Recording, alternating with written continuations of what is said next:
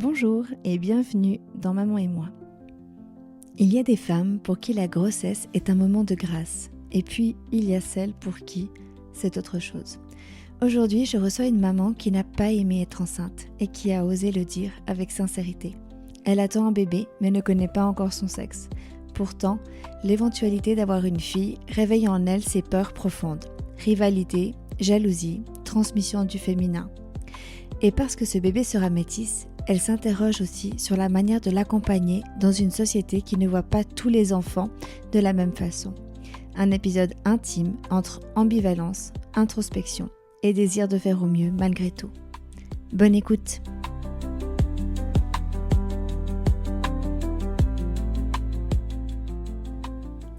Bonjour! Bonjour. Est-ce que tu peux te présenter en tant que femme et en tant que maman? Alors, je m'appelle Licia, j'ai 40 ans. Je suis une artiste pluridisciplinaire, on va dire. Je fais de la musique, j'écris, j'édite des livres. Et puis, donc, je suis maman de bientôt 3 enfants. Je suis en couple. Habituellement, je suis enjouée, je suis joviale et j'aime bien faire rire les autres. Mais c'est vrai que ces temps, je me sens un peu lourde et c'est compliqué pour moi juste d'exister, tout simplement. Donc voilà, je peux avoir l'air un peu monotone comme ça, mais j'espère que ma vraie personnalité reviendra vite. Ok. Donc tu es actuellement enceinte de ton 3e enfant. Comment tu te sens? Tu nous en as déjà un peu parlé là, mais comment tu te sens aujourd'hui? Fatiguée, j'en ai marre. J'ai très très envie que ce bébé arrive. Qui est prévu pour... Dans un mois. Dans un mois, ok. L'envie que cette période de grossesse soit terminée et derrière moi. Et malgré tout, parce que je sais que c'est très probablement la dernière, un peu de nostalgie. D'accord. De me dire que je revivrai plus jamais ça. Mm-hmm. C'est paradoxal, je sais. Ouais. Ok, d'accord. Est-ce que tu pensais en avoir 3 un jour? Je pensais déjà pas en avoir un. D'accord. Je pensais déjà pas en avoir un. Donc non. Ok. Est-ce que tu peux nous raconter comment tu as appris que tu étais enceinte de ce 3e enfant? Pour être honnête, il y a quelques signes, mais que j'ai compris pas tout de suite, mais presque tout de suite. Mm-hmm. C'était en décembre dernier. J'étais au marché de Morges avec toi. Mm-hmm. Et il y a un jour où, je sais pas, j'ai pété une durite. Je pleurais toutes les larmes de mon corps. Je savais pas ni où j'étais, ni ce que je faisais, ni ce que... Enfin voilà. Mm-hmm. Sur le moment, j'ai pas vraiment compris. Je me disais que j'étais peut-être juste surmenée. Mm-hmm. Et puis après coup, je me suis dit « Ah, c'était peut-être ça !» Je me souviens qu'à l'époque, je t'ai dit, mais c'était beaucoup trop tôt. Je t'avais dit, écoute, je pense que je suis enceinte. Je me souviens. Donc, je t'ai dit que je pensais être enceinte, mais à ce moment-là, j'avais même pas encore de retard de règles. Mm-hmm. Mais je connais tellement mon corps et je sais tellement, pour l'avoir déjà vécu 2 fois, je savais tellement que c'était ce que ça voulait dire. Tout s'expliquait, en fait. Tout s'expliquait, ouais. Mm-hmm. D'accord. Et donc ensuite, effectivement, c'est avéré exact. Exactement. Donc j'ai découvert ça, donc j'ai fait un test. La ligne était très très fine, on la voyait presque pas, mais je savais. Ouais. Je savais. Et quelle était ta première réaction quand tu as vu cette ligne se dessiner? C'est fou, mais la joie. C'est vrai? Ouais. La joie et l'inquiétude, parce que c'était pas du tout prévu. J'ai tout de suite pensé à tous les vêtements de bébé qu'on a donnés, qu'on n'avait plus rien, que c'était... J'ai pensé à tout ça. Et puis, Olivier, sa réaction, c'était vraiment... En fait, il prend tellement les choses à la cool. C'était « Oh, bébé de plus ou de moins ?» Enfin, tu sais... Il n'était pas aussi paniqué que moi. Ok. Plus on est de fou, plus on rit. Exact. Est-ce que... Donc, du coup, il n'y a pas vraiment eu d'hésitation entre vous avec ce bébé surprise? Ou bien, oui, quand même ça a pris un peu plus de temps. Ouais. C'est-à-dire qu'il y a d'abord le choc d'apprendre que je suis enceinte. que je suis vraiment enceinte. Le fait de se dire, ah bon, bah voilà, ok. Et puis ensuite de se dire, mon Dieu, mais qu'est-ce que ça veut dire ? Et là, je suis tombée dans une dépression. Ok. Ouais. Parce que c'est pas du tout ce que j'avais prévu pour l'année de mes 40 ans. J'avais énormément de choses à faire et je sais comment mon corps réagit lorsque je suis enceinte. Donc je savais que j'allais pas pouvoir faire la moitié des choses. Et tout d'un coup, j'étais plus sûre que c'était ce dont j'avais envie. Et ça, c'est très, très, très difficile parce que c'est extrêmement tabou dans notre société. Surtout quand le bébé est déjà là. Déjà, c'est tabou de dire qu'on n'a pas envie d'avoir un enfant. Mais alors, quand le bébé est déjà là, de dire qu'on n'est pas sûr qu'on veut le garder. Donc, je me suis sentie extrêmement isolée. Et j'avais l'impression qu'on ne m'entendait pas. C'est-à-dire que lorsque j'en parlais, qu'on me disait « Ah, mais c'est normal, tu t'y attendais pas. » Et puis si, mais qu'on ne m'entendait pas. Et j'avais l'impression de hurler, mais qu'il n'y avait pas de son. Okay. Et que comme si en fait je voyais les gens passer autour de moi, que je leur hurlais ce que je ressentais et qu'eux ils continuaient leur vie comme si de rien n'était. Mais et qui ne t'entendait pas ? C'était les professionnels ? C'était ton entourage ? C'était mon entourage. Olivier d'abord, qui pensait pas que c'était à ce point-là. Ouais.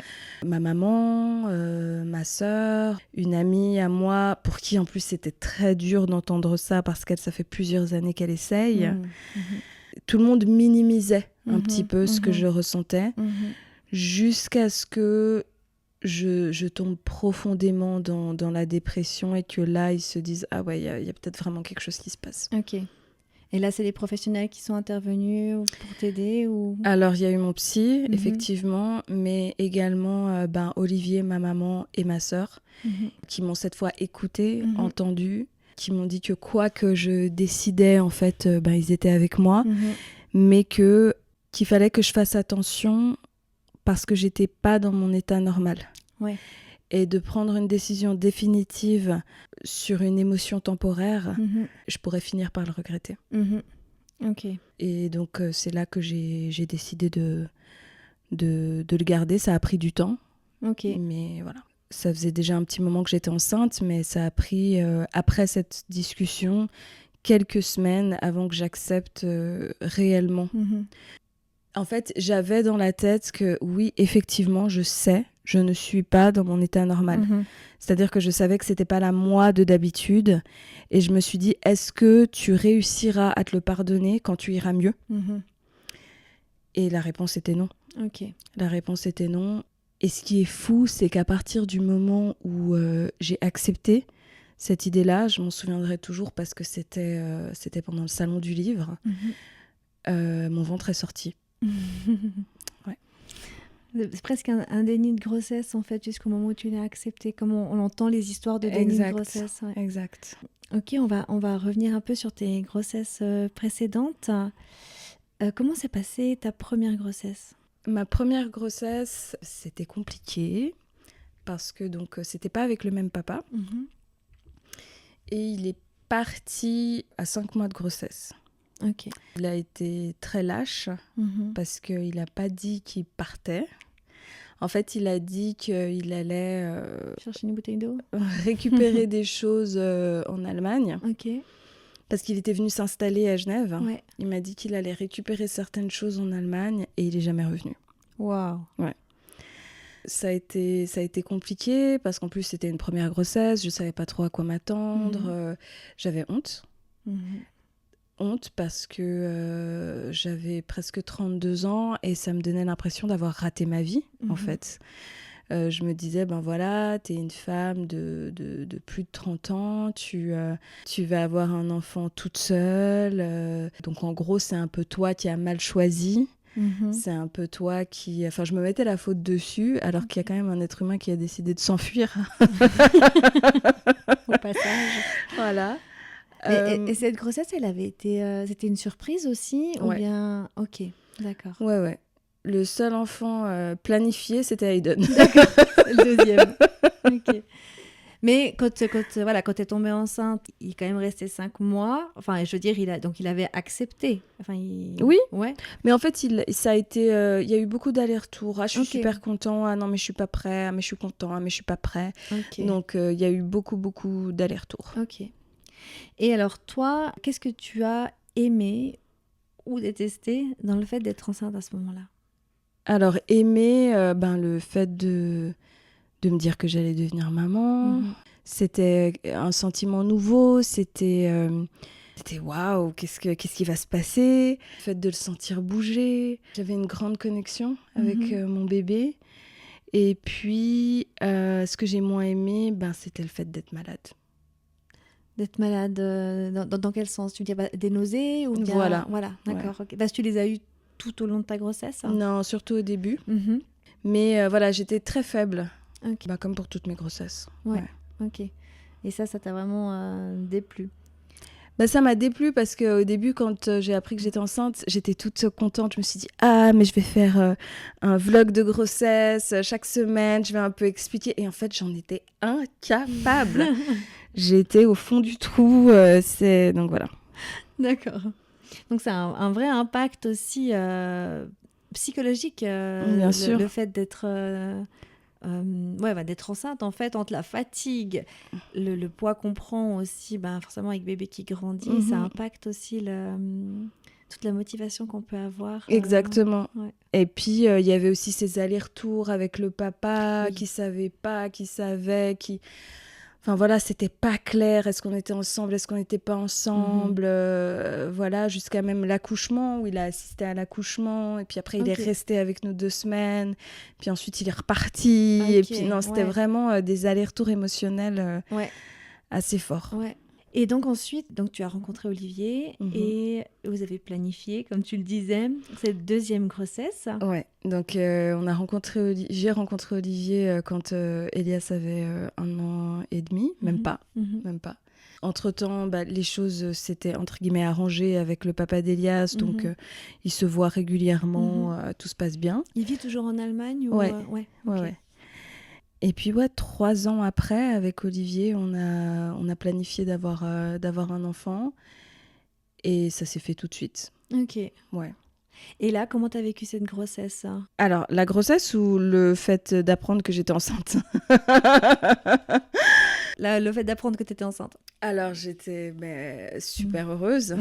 Donc, je sautais dans toute la maison. J'étais là, ah, je le savais. Et voilà, et quand je l'ai annoncé à Olivier, au début, il y croyait pas. Il me dit, mais du premier coup, comme ça.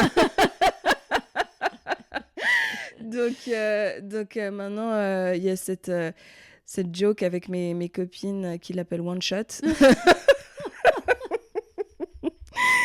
Et désolée, trop d'informations. Je ferai si je garde ça. Et donc ouais, j'étais très très très très heureuse jusqu'à ce que à nouveau je sois malade, quoi. Je sois malade, je sois pas bien, ce soit compliqué. En plus de ça, là, je me disais, cette fois, en plus, je suis dans une bonne relation, tout se passe bien. Donc, cette fois, la grossesse va bien se passer. Et en fait, ça n'avait rien à voir avec ça. Tu corrélais le fait que la première, tu l'aies moins bien vécue parce que papa ne suivait pas. Exactement. Et je me disais que voilà, je vivais des choses émotionnelles difficiles. Donc, c'était normal qu'avec ça, en plus, ce soit plus difficile. Mais en fait, là, c'était pareil. T'aimais toujours pas être enceinte? Je n'aimais pas être enceinte. Tu avais conscience de ce sentiment de ne pas aimer être enceinte? Parce que c'est pas forcément évident. Surtout qu'il y a l'attente sociale encore sur les grossesses, sur les femmes. En fait, ce qui était difficile, c'était que pour tout le monde, pour mon entourage, je vivais une success story. C'est-à-dire que voilà, ça s'était mal passé la première fois, j'ai rencontré un homme qui a pris mon fils comme le sien, ça se passe bien entre nous, on a un bébé, et donc c'était vraiment, voilà quoi, tu vois, c'est le happy ending. C'était difficile quand je voyais la joie de tout le monde d'expliquer à quel point pour moi c'était compliqué. Mais pour être honnête, je n'ai pas compris que je n'aimais pas être enceinte avant cette 3e grossesse. D'accord. Donc en gros, je me disais, ouais, ok, c'est pas évident, etc. Mais j'avais pas encore conscientisé que j'aimais pas la grossesse. Mm-hmm. Et qu'est-ce qu'elle, en fait, qu'est-ce que tu n'aimes pas concrètement dans le fait d'être enceinte? Donc, tu nous as dit le fait d'être malade. Ça a duré le premier trimestre, d'après ce que j'ai compris. Et par la suite?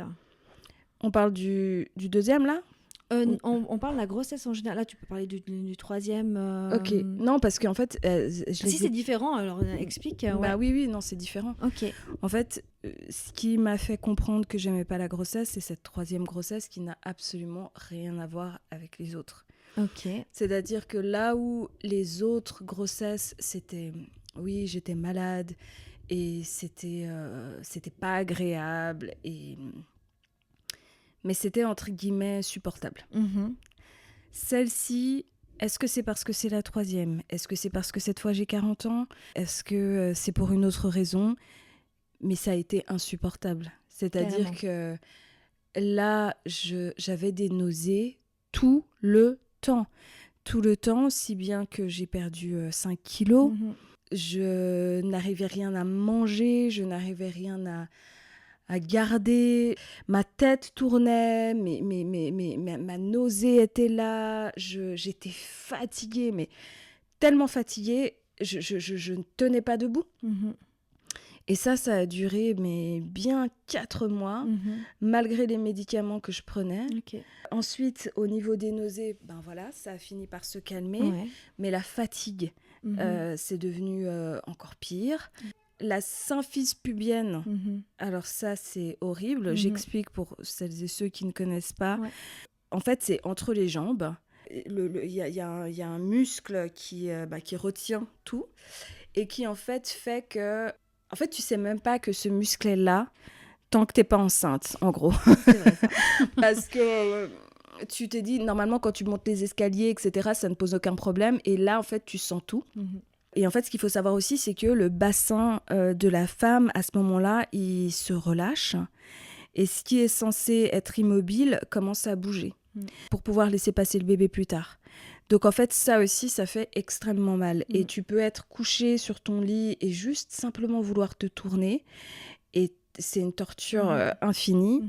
Donc il y a tout ça. Ensuite, ça a commencé en plus avec la dépression, comme je te l'ai expliqué. Et là, je me suis dit, mais en fait, je déteste cet état. Je peux pas, parce qu'en plus de ça, j'ai l'impression de ne pas avoir de contrôle sur mon corps. C'est-à-dire que j'ai envie de faire des choses et tout d'un coup, je suis obligée de m'arrêter parce que je n'ai juste plus la force. J'ai l'impression que je suis malade à un stade terminal de quelque chose. Mais c'est horrible parce que c'est censé être la belle maladie. Ouais. Donc voilà, et je sais aussi qu'il y a énormément de gens en ce moment qui souffrent avec des maladies incurables, etc. Donc je me sens monstre coupable de me sentir comme ça. Et je peux te dire que la chose qui m'a vraiment, vraiment aidée, c'est que je fais partie... Il y a une application qui s'appelle WeMoms. Et donc, on peut parler entre nous. Et moi, je fais donc partie du groupe des femmes qui vont accoucher à peu près en même temps que moi. Et en fait, dans 80% des cas, elles sont dans le même état que moi. Ah ouais. Donc, elles n'arrêtent pas de dire qu'elles peuvent rien faire, qu'elles sont des loques, qu'elles sont couchées, qu'elles sont... Enfin voilà, puis quand tu es une personne active, c'est quelque chose qui te... Oui, parce que ton cerveau fonctionne toujours à 1000. Mais oui. Ça n'a pas changé. Mais oui. Donc voilà, moi c'est ça que j'aime pas en fait, c'est le fait de ne pas avoir le contrôle de mon corps, le fait d'être malade. Puis aussi, moi je suis très impatiente à cause de mon trouble déficitaire de l'attention. Avec hyperactivité. Donc en fait, j'ai l'impression que ça ne se termine pas. Ouais. J'ai l'impression d'être enceinte depuis 5 ans. et par contre, ce sentiment, je ne l'avais pas pour les autres. Ok. Ouais, j'ai l'impression que j'arrive pas au bout. Ouais, ok. Et là, on parlait aussi tu parlais de la culpabilité parce que... Donc tu parlais par rapport à ces personnes qui sont malades, ça te fait culpabiliser. Et cette pression sociale aussi, d'aimer le fait de faire grandir un enfant et tout ce que tu la ressens. Et est-ce que ça influence aussi Oui, je la ressens. Écoute, avec le le faux monde de Instagram. Évidemment, tu vois toutes ces femmes qui postent à quel point elles sont au 7e ciel avec leur grossesse. Mais évidemment que j'aurais aimé, moi, adorer ma grossesse et le vivre en mode fleur des champs, etc. Je ne peux pas, et puis je suis honnête, tout simplement. Ouais. Je me rends compte que... Donc j'ai posté une vidéo qui s'appelle « Je n'aime pas être enceinte ». Donc la majorité des commentaires sont des personnes qui comprennent et qui disent « moi aussi » ou qui... Enfin voilà. Mais il y a quand même eu certaines femmes qui sont venues dire que c'était inadmissible par rapport à toutes celles qui n'arrivent pas à faire d'enfants. Il y en a qui ont dit que c'est n'importe quoi, que malgré leurs symptômes, elles ont adoré être enceintes. Enfin que voilà, des choses comme ça. Et moi, je dis que, à mon avis, ce n'est pas possible de ressentir ces symptômes à cette intensité et d'aimer ça. Ouais. Ce n'est pas possible. Ouais. Alors, je veux bien que tu aies eu des symptômes, mais à mon avis, tu peux pas être dans cet état-là et aimer ça. Oui, tout à fait. Okay. De la même manière que tu peux pas, n'importe quelle autre maladie, quand tu as de la fièvre, quand tu as la grippe, quand tu peux pas aimer ça. C'est pas possible. Ok. Et bon, là, tu nous as parlé des gens qui sont finalement des inconnus, qui réagissent sur Instagram de ta vidéo. Comment ton entourage réagit quand tu dis que tu n'aimes pas être enceinte ? J'en parle pas beaucoup. Ok. Parce que c'est une appréhension de ta part. Enfin, je veux dire, de comment ils pourraient réagir ou... Moi, je suis haïtienne. Et dans la culture haïtienne, il y a beaucoup de... La superstition est très importante. Ok. Et donc, tu ne peux pas dire... C'est compliqué de dire les choses que tu penses vraiment, surtout à ta mère, ou voilà, parce que, en fait, la première réaction, ça va être « Ah, mais retire ces choses de ta tête !» pour pas te porter malheur. Malheur, ouais. Voilà. Okay. Et donc, c'est compliqué d'avoir des conversations à ce sujet-là. Pour moi, en parler avec Olivier... C'est particulier parce qu'il n'a aucune idée de ce que c'est qu'être enceinte. Et j'ai ce sentiment que même les mecs impliqués, ils ne se rendent pas compte de ce qui se passe dans notre corps. De l'énergie qu'il faut pour créer un rein, des yeux, un nez, etc. Parce que puisque en fait, ce n'est pas nous qui sommes là en train de fabriquer ces choses, ils ne se rendent pas compte qu'en fait, ça pompe beaucoup plus de sang, qu'on est comme dans un marathon.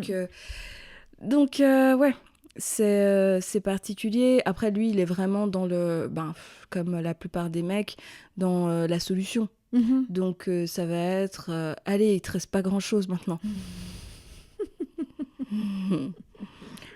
Heureusement que les auditeurs ne voient pas mon visage.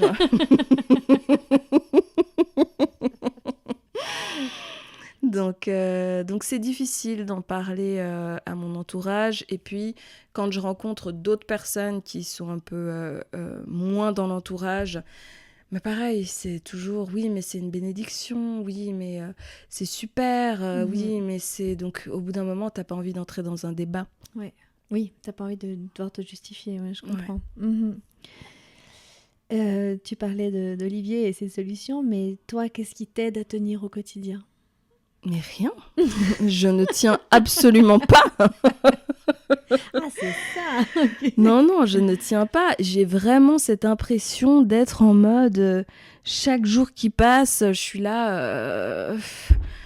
Allez, tu sais, tu vas arriver. Tu vas y arriver, ça c'est un jour de passé, tu te rapproches, mais j'ai l'impression qu'il reste tout le temps 1000 semaines, quoi. Ouais. Donc, non, c'est difficile. Et en même temps, comme je te disais tout à l'heure, je suis déjà dans la culpabilité de me dire qu'une fois que ce sera fait, je vais me dire, mais putain, pourquoi t'as pas apprécié ce moment-là pourquoi mais je sais pourquoi. Parce que c'était... Tu réécouteras. Voilà, c'est ça. Mais voilà, ce qui ne m'empêche absolument pas d'adorer recevoir les coups, de sentir le bébé bouger, de des fois me demander mais qu'est-ce qu'il fait ? Il passe d'un côté à l'autre, et de me dire mais qu'est-ce qui se passe dans sa tête ? Et j'ai qu'une envie, c'est de tenir ce bébé dans mes bras. Malgré le fait que je sais que le postpartum va aussi être... Avoir son lot de complications. exactement, mais le fait d'avoir le bébé là et de... Enfin, voilà. Est-ce que tu penses que le fait que tu sois déjà maman, ça change quand même ton rapport à cette grossesse? Oui. Oui. Mais parce que c'est plus... Comment dire ? En fait, j'ai cette impression d'avoir eu 2 premières fois, c'est-à-dire Elias, et puis comme j'ai vécu la grossesse de Hayden avec une vraie relation, et voilà, que j'ai l'impression que c'était un peu... Voilà, j'ai eu l'impression que c'était un peu une première fois aussi. Comme tu vois, par exemple, cette jolie photo qui est là, j'en ai d'autres pour quand j'étais enceinte d'Elias. Mais alors cette fois... T'as pas fait de séance photo grossesse? Non. Vraiment, j'étais là, mais quel intérêt de payer autant, alors que Olivier, il fait des magnifiques photos, et je me suis dit qu'il pourrait en faire 2-3, et ça va très bien aller, quoi. Donc il y a ce côté où je suis beaucoup moins dans la préparation, pourtant j'ai rien, mais je suis beaucoup moins stressée, on va dire, beaucoup moins stressée. Parce que tu sais un peu ce qui va arriver, en fait. Enfin, tu as déjà une idée de ce qui risque de se passer. Et puis, je sais aussi que c'est pas très grave s'il manque X ou Y.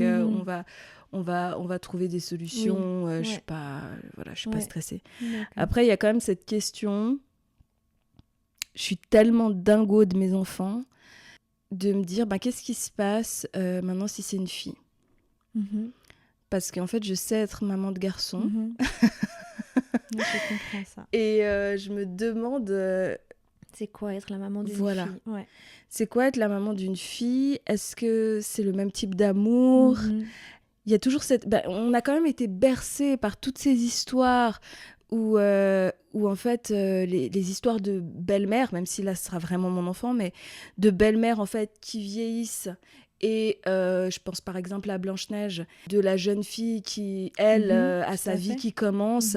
Et on nous a bercés avec ces histoires de jalousie, en fait, qui sont presque inconscientes. Mais voilà, et je me dis... comment ça va se passer ? Est-ce que, tu vois, j'en sais rien. Mais tu vois, c'est des choses dont on n'ose pas vraiment parler. Et je me dis, est-ce que ça va être cool ? Parce qu'en plus de ça, vu comment je vois que Hayden mène son père par le bout du nez, je me dis, mais si c'est une fille, c'est terminé. Je l'ai perdu. Je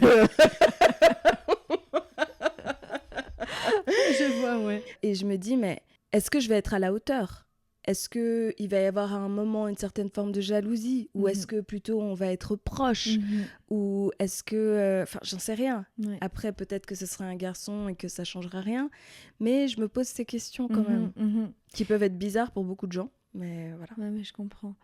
Et est-ce que c'est quelque chose que tu as pu aborder, du coup, avec ta maman, ça ? Je sais pas si ça a du coup, un lien de nouveau avec vos origines ou... Non, j'ai pas abordé ça avec elle, mais je pense que c'est quelque chose que j'aimerais bien...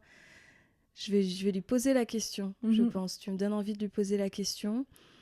Parce qu'effectivement, elle a ses filles et voilà. Bon, c'est aussi une autre génération, une autre culture. Elle était vraiment très dans la protection de ses petites enfants filles. avant tout.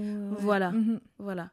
Et moins dans la relation... Oui, je vois ce que tu veux dire. Voilà. Oui, ça ne veut pas dire que tu n'en es plus dans le mes enfants avant tout, mais c'est différent, la manière d'amener. Voilà. D'accord.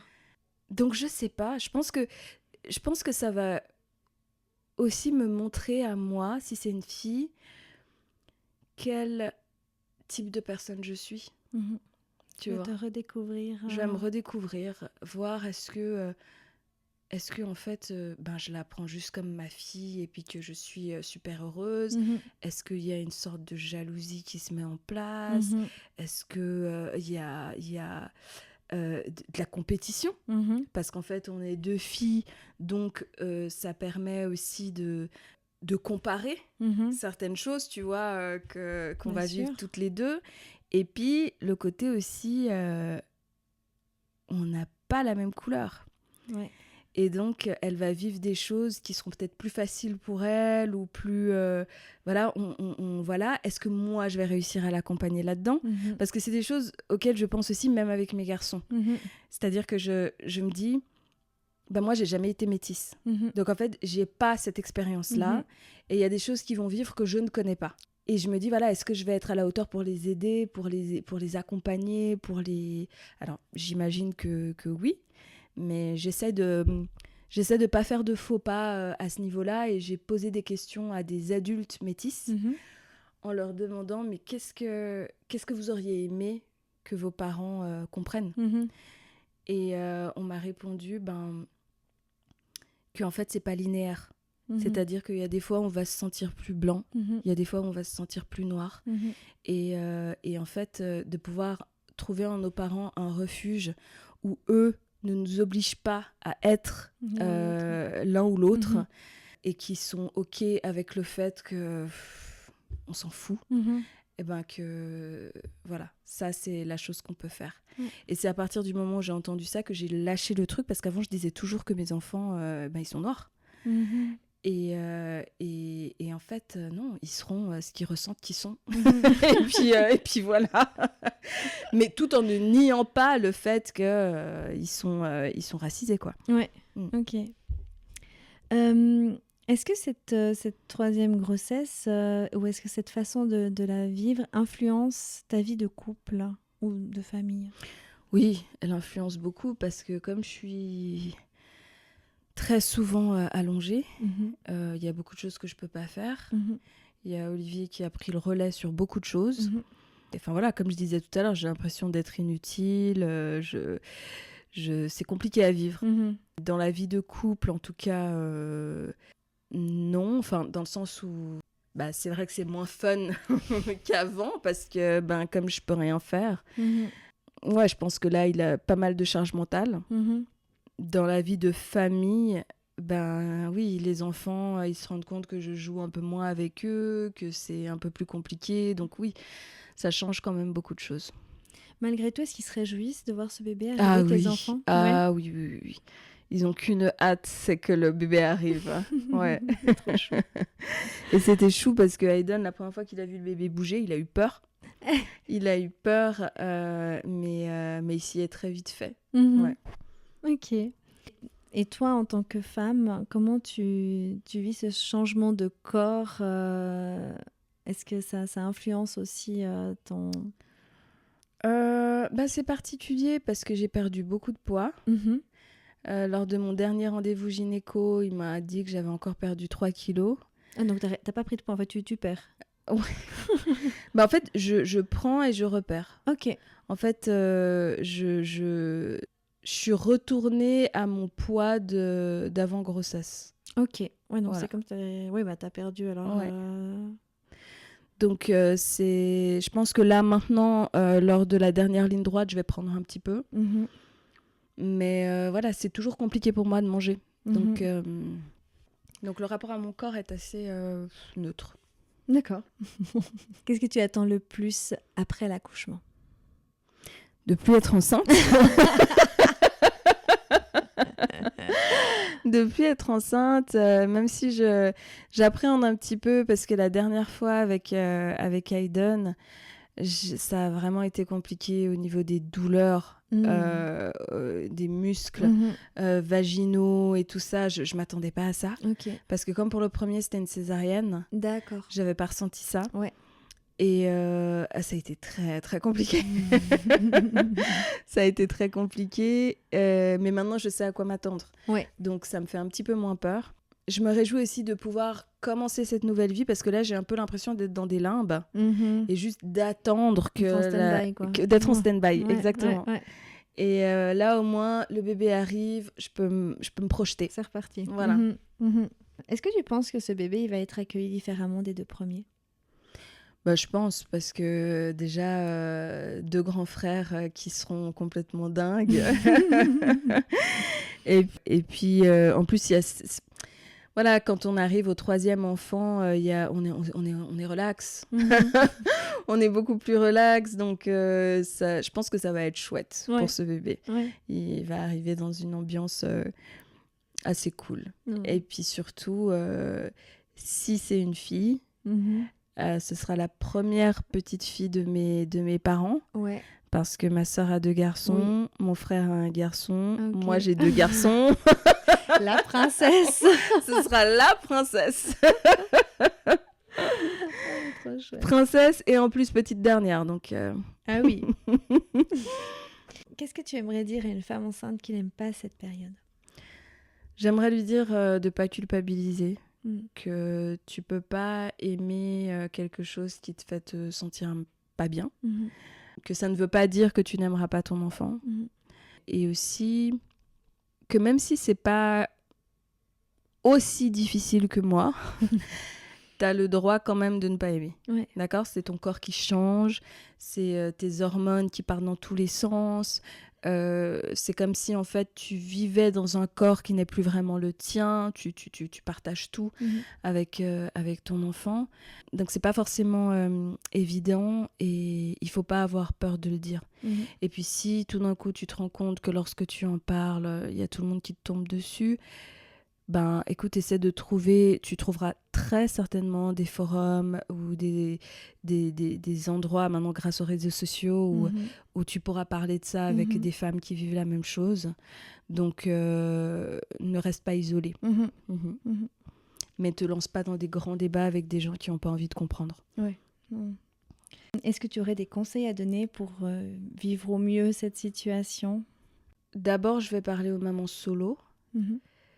C'est pas évident quand on est seul, qu'on n'a pas d'aide, de vivre cette période quand c'est difficile. Parce que vraiment, et surtout si on a d'autres enfants, dans la maison et que donc on n'a pas le choix de se dire aujourd'hui je mange pas ou aujourd'hui, voilà, je bouge pas du lit. Mais 9 mois dans une vie, c'est pas non plus éternel, même si on a l'impression que c'est éternel. Et que, voilà, c'est un mauvais moment à passer, mais l'arrivée du bébé peut changer les choses. L'arrivée du bébé peut nous faire oublier cette période. Voilà, moi, j'ai plus aucun souvenir vraiment des 9 mois précédant l'arrivée de mes 2 autres enfants. Donc, ça reste un vague souvenir et voilà. Si on est accompagné, vraiment d'expliquer clairement à son compagnon ou sa compagne ce qui est en train de se passer et pourquoi on n'a pas de force. Pas que la personne pense qu'en fait on est paresseuse ou que voilà, on n'a pas envie, que c'est de la mauvaise volonté. Voilà. Essayer de faire comprendre aux personnes qui vivent avec nous ce qui est en train de se passer pour qu'ils comprennent que ben voilà, je ne le vis pas bien, en plus de ça je suis malade, j'ai besoin de me reposer le plus possible, etc. etc. On arrive au terme. Si tes enfants... Non, on n'est toujours pas au terme. Ah oui, non, pardon, je m'excuse. Ce n'était pas un mauvais jeu de mots, pardon. Si tes enfants écoutent cet épisode plus tard, qu'est-ce que tu aimerais qu'ils sachent sur cette façon dont vous avez appris pour la grossesse, pour l'accueillir malgré les difficultés à aimer cette période? Je dirais que c'est grâce à eux qu'au final, j'ai fini par apprécier parce que leur sourire, leur joie de vivre, leur personnalité m'a complètement conquise. Je pense que tu as pu, toi aussi, être témoin de comment c'est impossible pour moi de ne pas craquer face à mes enfants. J'en suis complètement fan. Ils représentent pratiquement tout dans ma vie. Je ne sais même pas comment je faisais avant. Donc, un mauvais moment à passer pour moi, mais le résultat était juste magnifique. Comme quand tu fais une randonnée alors que tu détestes ça et que tu as la possibilité ensuite d'avoir une vue magnifique. Donc voilà, en tout cas, je leur dirais qu'ils sont ma vue magnifique. Super. Écoute, je te remercie infiniment d'avoir partagé ton histoire avec nous. C'est très touchant. Et je me réjouis d'avoir la photo du bébé quand il sera né. Je voudrais juste, si tu permets, terminer avec quelque chose. Oui, bien sûr. Parce qu'en fait, c'est une question que j'ai vue partout, que ce soit sur les réseaux ou quand les gens te parlent directement, c'est le concept de grossesse surprise. Il y a beaucoup de gens qui disent « Mais vous savez comment on fait les bébés. Donc, comment est-ce que ça peut être une grossesse surprise ?»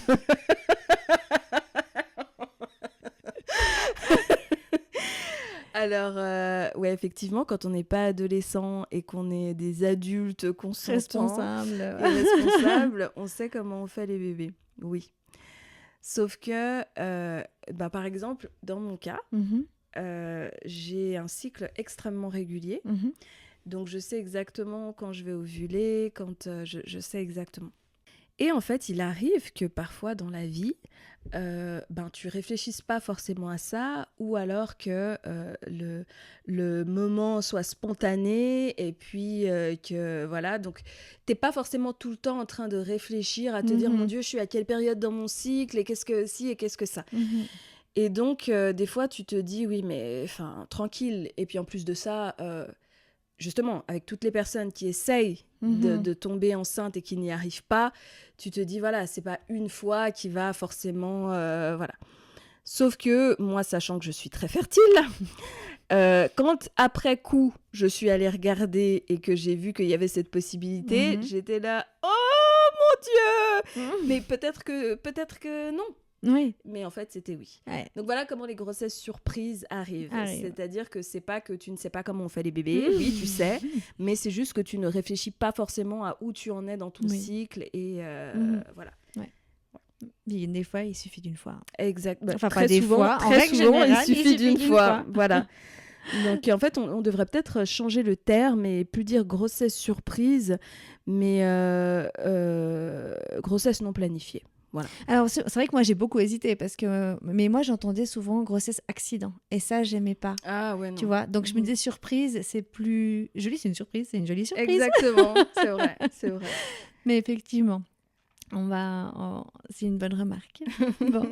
Bon, écoute, alors merci infiniment encore une fois. Merci à toi, merci pour ce podcast, merci de permettre aux femmes de s'exprimer sur des sujets qu'on n'entend pas très très souvent à la radio ou à la télé. Donc merci. Merci, à bientôt. À bientôt.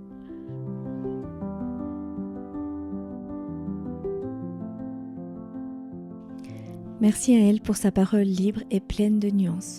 Ce n'est pas toujours simple d'assumer qu'on n'aime pas être enceinte. Ce n'est pas simple non plus d'accueillir les peurs qui surgissent à l'idée d'élever une fille, quand on porte en soi des blessures ou des doutes liés au féminin. Et quand ce bébé est métis, les questions se multiplient. Comment l'accompagner, le protéger, lui offrir des repères qu'on ne possède pas soi-même. Ce qu'elle partage ici, c'est un mélange de fragilité et de lucidité, un témoignage précieux sur la maternité en devenir, avec tout ce qu'elle implique d'imparfait, de beau et de vivant. Et au-delà de son témoignage, je veux aussi la remercier personnellement, parce qu'avant ce podcast, il y a eu un livre, Maman et moi, et elle en a été l'éditrice, la première à croire en ce projet. C'est aussi grâce à sa confiance que j'ai osé me lancer dans ce podcast. Alors merci Licia, pour ta foi discrète mais essentielle. Si cet épisode vous a touché, pensez à le partager, parce que dans les doutes des uns, d'autres trouvent des réponses. À bientôt pour un prochain épisode de Maman et moi.